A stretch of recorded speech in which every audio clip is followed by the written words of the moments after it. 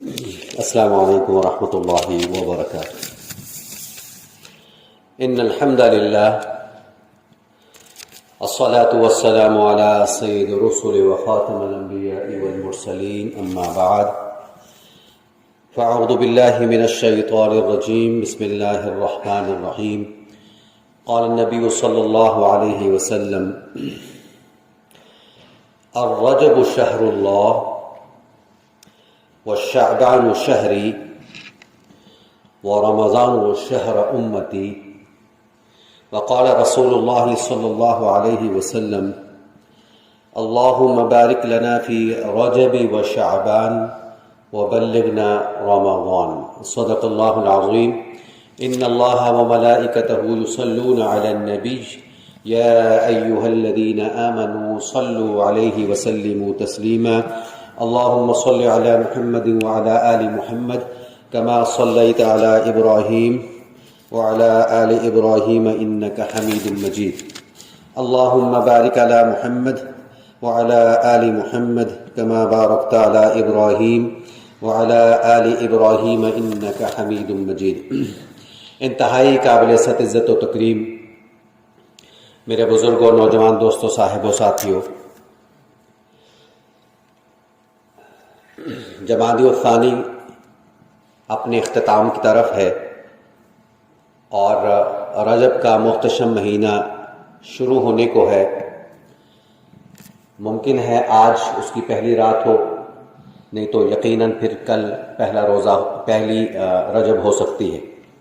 اسی مناسبت سے آقا دو جہاں جناب نبی کریم صلی اللہ تعالی علیہ وآلہ وسلم کے ذخیرہ احادیث میں سے دو حدیث مبارکوں کو آپ حضرات کے سامنے پڑھا ہے۔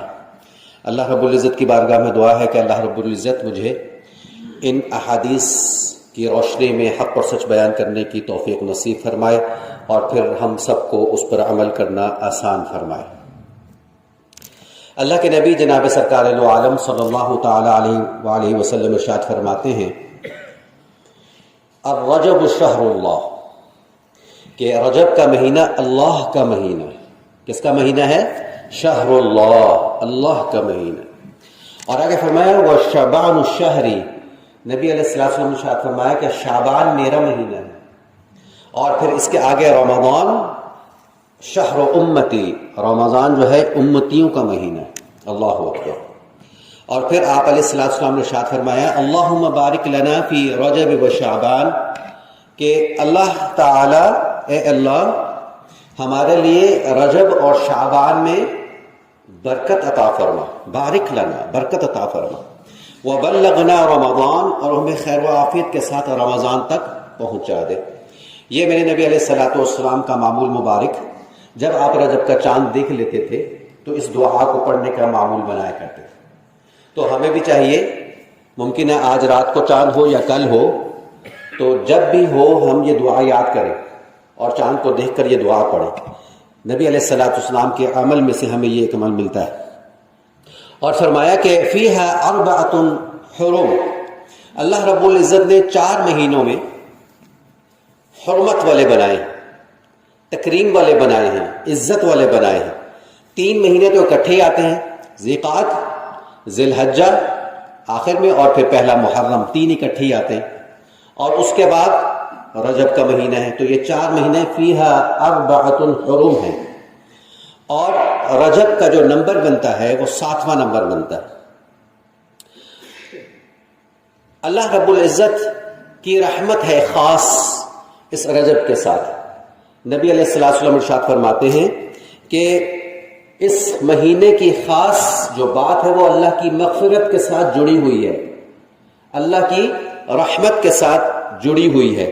اور اس کے بارے میں یوں فرمایا نبی علیہ السلام نے کہ رجب کی جو فضیلت ہے وہ ایسی ہے جیسی میری فضیلت تمام انبیاء پر۔ اللہ اکبر۔ اندازہ لگائیں آپ ذرا، اس کی امپورٹنس کو دیکھیں، امپورٹنس کو، رجب کی امپورٹنس کو۔ نبی علیہ السلام ارشاد فرما رہے ہیں کہ جیسی میری فضیلت تمام انبیاء پہ ہے، ایسے ہی رجب کو فضیلت حاصل ہے۔ اور فرمایا رجب ترجیب سے ماخوذ ہے، اور اس کا معنی کیا ہے؟ تعظیم کرنا، تعظیم کرنا. اللہ رب العزت اس رحمت، اس بابرکت مہینے میں کچھ خاص کرم کے فیصلے کرتے ہیں. اللہ اکبر. اور اس کی تفصیلات میں یہ لکھا ہے کہ رجب کی پہلی جب تاریخ ہوتی تھی، پہلی تاریخ تھی، تو حضرت نوح علیہ السلام کشتی پر سوار ہوئے تھے اور اس کشتی کا آغاز ہوا تھا.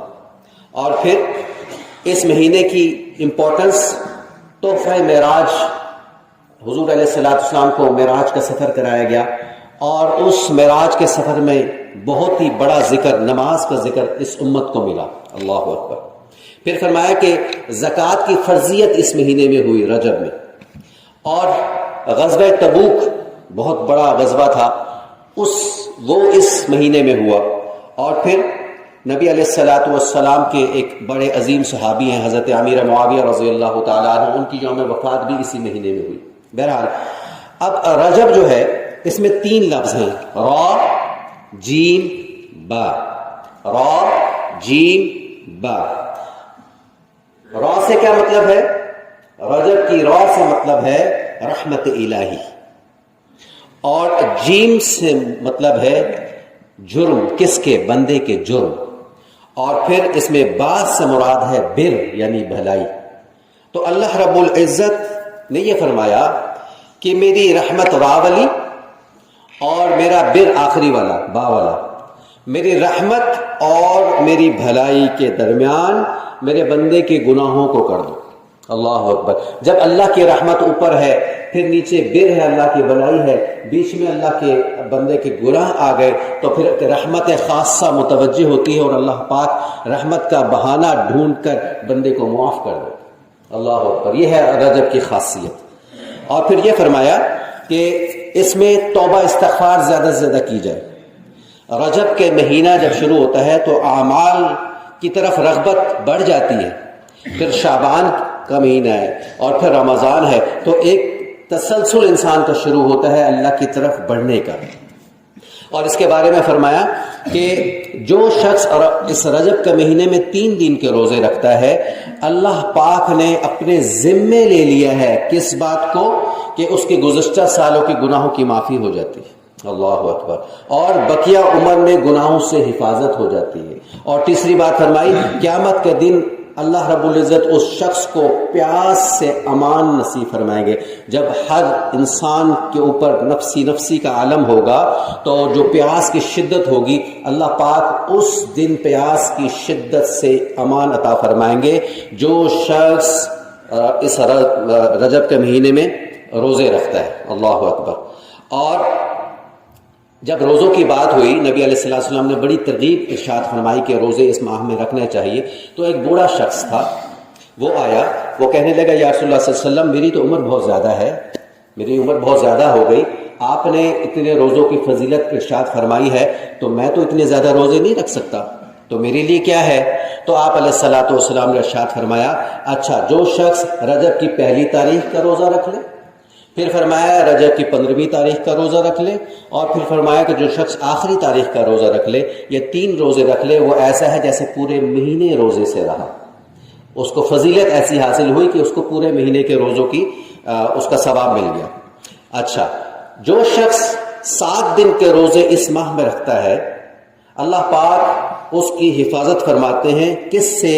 جہنم کے 7 دروازے ہیں، اللہ پاک اس سے اس کی حفاظت فرما دیتے ہیں. اور پھر فرمایا جو شخص 8 دن کے روزے رکھتا ہے، اللہ رب العزت اس کے لیے جنت کے 8 دروازوں کو کھول دیتے ہیں. یہ روزوں کی فضیلت کو بتایا جا رہا ہے. نبی علیہ السلام نے ارشاد فرمایا.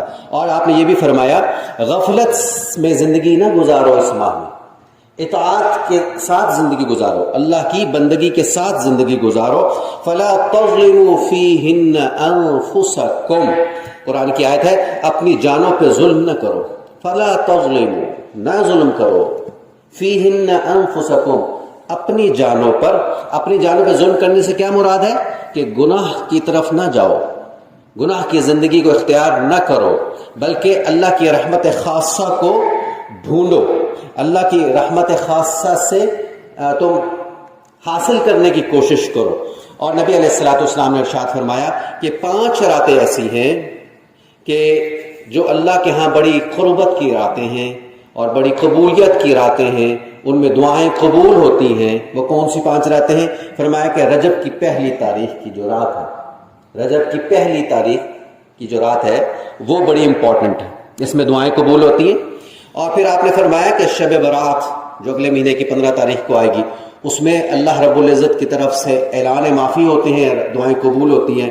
اور پھر فرمایا کہ شب جمعہ جو رات ہماری پچھلی گزری ہے، جمعرات اور جمعے کے درمیان کی جو شب ہے، شب جمعہ کہتے ہیں اسے، یہ بھی قبولیت کی رات ہے۔ اور جمعہ کے حوالے سے جمعہ کا دن برکت والا، اور پھر جمعہ کے دن خاص گھڑی ہے، علماء نے 2 ٹائم بتائے ہیں کون سی خاص گھڑی ہے۔ ایک وہ ہے کہ جب امام جمعہ کی نماز میں دوسری اذان کے بعد ممبر پہ بیٹھتا ہے اور عربی کا خطبہ شروع کرتا ہے، اور پہلا خطبہ کمپلیٹ ہونے کے بعد وہ چند ساعتوں کے لیے، چند لمحوں کے لیے بیٹھتا ہے، اور پھر دوسرے جو رکن کے لیے اس نے کھڑے ہونا ہوتا ہے دوسرے خطبے کے دوسرے حصے کے لیے، تو یہ جو بیٹھنے کا ٹائم ہے یہ قبولیت کا ٹائم ہے۔ اللہ اکبر، اس میں جو دعا کی جاتی ہے وہ قبول ہی قبول ہے۔ تو یہ اس طرف بھی میں توجہ دلاؤں گا آپ حضرات کی کہ یہ جو ٹائم ہوتا ہے نا، چند لمحات کا، چند سیکنڈز کا، اس کو ضائع نہ کیا جائے، اس میں اللہ کے ہاں، اللہ کے حضور دعا کی جائے، اللہ پاک اس دعا کو قبول کرتے ہیں۔ گارنٹی شدہ بات ہے۔ کہنے والا کون ہے؟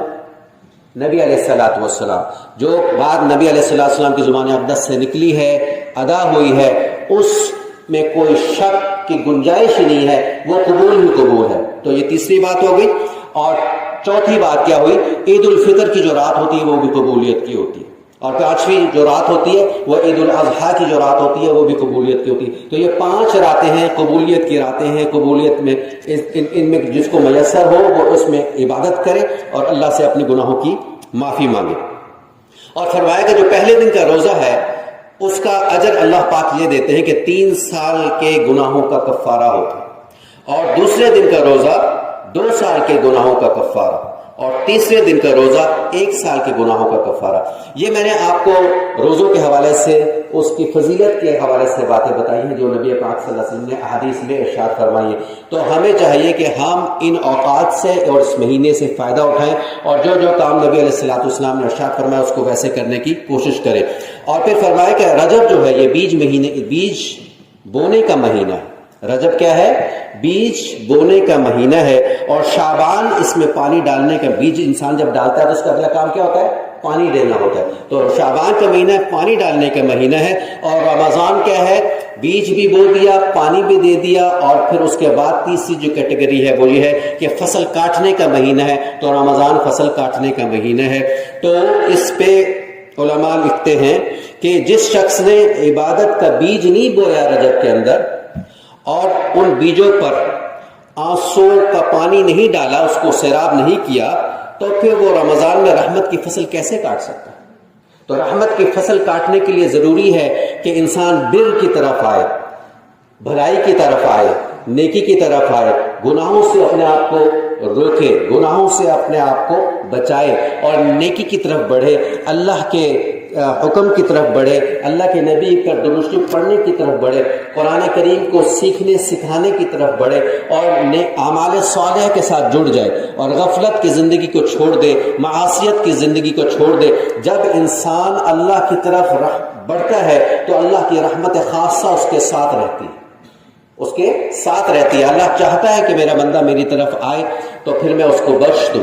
تو اللہ تبارک و تعالیٰ کی بارگاہ میں دعا ہے کہ اللہ تبارک و تعالیٰ ہمیں اس مہینے میں زیادہ سے زیادہ عبادات کا ذوق اور شوق نصیب فرمائے، اور اپنے آپ کو معاصیت سے بچنے کی توفیق نصیب فرمائے۔ جو میں نے بات سٹارٹ کی تھی رجب کے حوالے سے، را جیم با کی، وہ آخری میں دوبارہ کر کے ختم کرتا ہوں۔ رجب کی را رحمت الہی ہے، رجب کی جیم جرم، بندے کے جرم ہیں، اور رجب کی با بر ہے، بھلائی ہے۔ تو جو شخص اللہ کی رحمت کا متلاشی ہونا چاہتا ہے تو اللہ رب العزت اپنی رحمت اور اپنی بھلائی کے درمیان بندے کے جرموں کو ڈال کے اس کو معاف کر دیتے ہیں۔ تو زیادہ سے زیادہ ہمیں کوشش کرنی چاہیے، توبہ استغفار کریں، اور اپنے لیے دعا کریں، اپنے خاندان والوں کے لیے دعا کریں، اپنے ملک کے لیے دعا کریں، اور بالخصوص اہل فلسطین کے لیے دعائیں کریں۔ یہ دعاؤں کا مہینہ ہے، اللہ کی رحمت کو لوٹنے کا مہینہ ہے۔ جتنا ہم اللہ کی رحمت کے قریب ہوں گے، اللہ کی رحمت ہر خاصہ ہمارے ساتھ ہوں گے۔ اللہ تعالی ہمیں اس مہینے کی قدر کرنے کی توفیق نصیب فرمائے۔ وآخر دعوانا الحمد للہ رب العالمین۔